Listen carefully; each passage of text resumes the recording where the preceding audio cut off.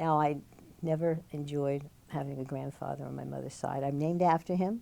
My name is actually Shandel.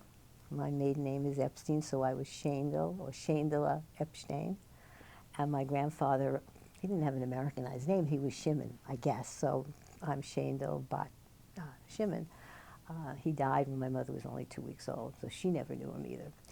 And my grandmother was a very resourceful woman, and she and my mother and another sister of my grandmother came together.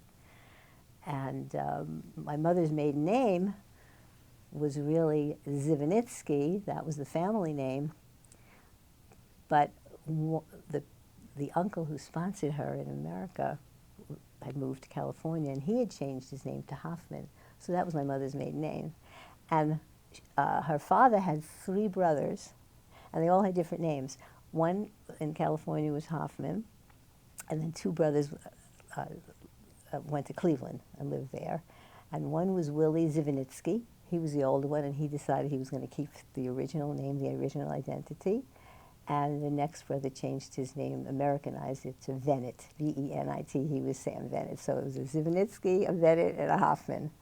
So, you know, when you're doing the passwords in all of your online credit cards and other things, you need to show what's your mother's maiden name. That's the, you know, Hoffman.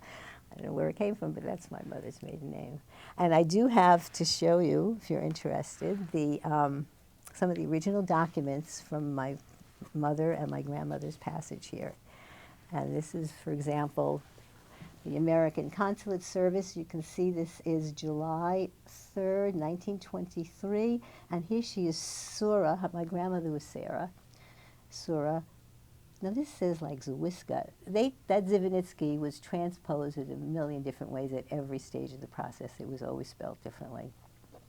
This is the record. This is what you get when you go on the Ellis Island website. See, they had the name as Zwinitska. I said as Zivanitsky, Zwinitska.